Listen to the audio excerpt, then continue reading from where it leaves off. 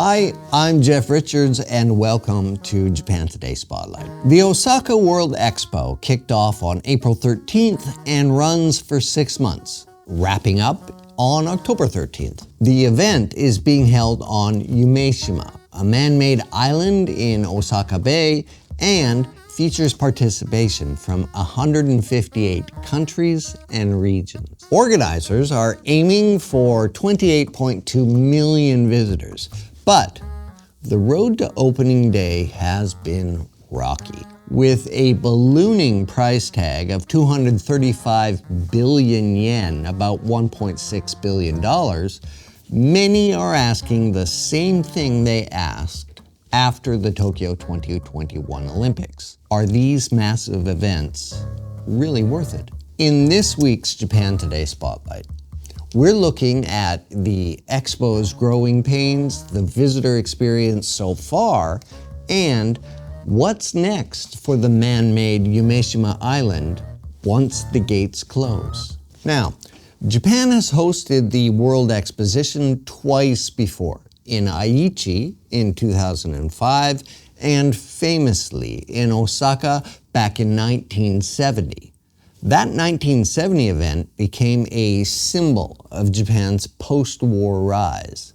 But this one, it's unclear what it actually symbolizes. Japan is no longer the futuristic pace-setter it once was. Public enthusiasm has been muted. This according to multiple surveys over the past 6 months that have shown lackluster public support for the event. Even the mascot, Myaku Myaku, a smiley, googly-eyed blob in red and blue, has drawn confusion and memes more than admiration.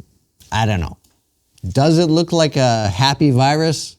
Let us know in the comments. Pavilion delays didn't help. 5 countries, Nepal, India, Vietnam, Brunei, and Chile, weren't ready in time. 12 others bowed out entirely due to financial constraints. Russia opted out, but Ukraine is participating, along with both Israel and Palestine, which surprised many. The Palestinian exhibit alone saw about 3,000 visitors on opening day. Advanced ticket sales have been underwhelming, with only 9 million sold before opening day, far short of the 14 million goal. One reason? The overly complex digital reservation system. Visitors need to book admission, select a date and time, and enter lotteries for specific pavilions and events. During the first week, tech glitches made it hard for visitors to even show their electronic tickets on smartphones. Wi-Fi has been patchy, so organizers scrambled to install networks at entrances, while mobile carriers sent in temporary base stations. Not exactly the city of the future optics they were going for. What to know if you do go. Cash is not accepted anywhere at the venue, fitting in with this theme of a futuristic society. Some people have been seen bringing large suitcases. Why? We don't know. But you can't bring them into the venue. Storage is available, but it's 10,000 yen per item, that's about 70 US dollars, at the entrance gates. All visitors will undergo a mandatory bag check before entering the venue. Beverages, camera tripods, selfie sticks, bicycles, and drones are not allowed. There are plenty of restaurants. Plus, booths at the various countries' pavilions offer a wide array of food and drinks, but don't try to sample these items without paying for them.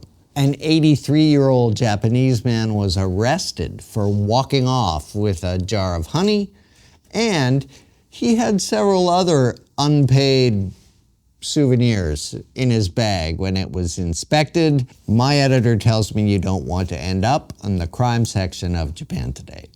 Japan's summer heat is brutal, and Osaka is no exception. On April 19th, the temperature was already 28 degrees at the venue. At pavilions that don't accept reservations, the waiting time to get in can be up to 2 hours outside with no shade or protection if it rains. To prevent heat stroke, mist dispensers, water stations, and tents have been set up around the site, but it's less futuristic innovation and more traditional Japanese gaman, endurance, culture in action. Now, after everything I've just said, you might think that going to the expo is too much of a hassle. Not so, according to media reports and from those we've spoken to who've already visited. Apparently,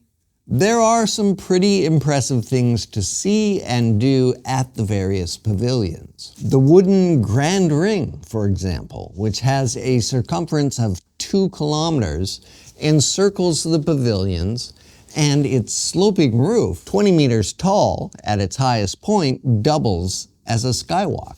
At the Japanese pavilion, the main exhibits include a Mars rock discovered by a Japanese research team in Antarctica in 2000, cutting-edge robots, drone-like flying vehicles, and a beating heart that is grown from stem cells. And if you get hungry, of course, you can stop by Japan's longest sushi conveyor belt. The US pavilion is drawing big crowds, focusing on diverse landscapes, AI tech, and space, with one highlight being an LED screen simulator of a NASA rocket launch. China, also highlighting space technology, exhibits soil samples from its lunar missions. And the Ukraine pavilion has a globe and other items carrying barcodes.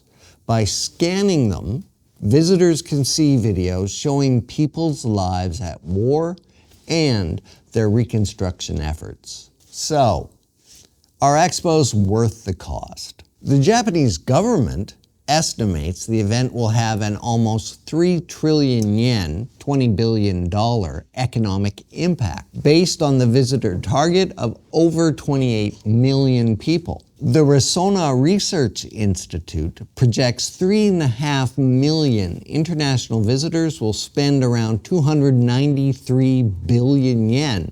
That's about $2 billion outside the expo, on hotels, on transit, on shopping and food, especially in Osaka, Kyoto, and Nara. However, soaring hotel prices and a shortage of rooms, plus the ongoing over-tourism problem, may put a damper on the projected economic windfall. Not to mention, expo fatigue might hit tourists to the Kansai area before they even get through the gates. And that brings us to the post-expo question. Organizers have pitched this as a sustainable event, but only 12.5% of that massive wooden Grand Ring we talked about will even be reused. This, according to Japanese media. The man-made island of Yumeshima itself is already slated for major transformation.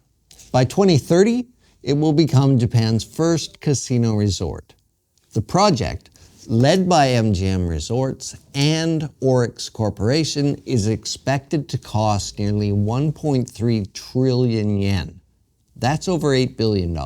Plans for it include luxury hotels, a shopping complex, and of course gaming facilities, which raises the question, what is the future Japan wants to showcase here? The sustainable society promoted by the Osaka Expo 2025, or the mega resort for high rollers that takes its place? Let us know what you think in the comments. From the Japan Today newsroom here in Tokyo, I'm Jeff Richards.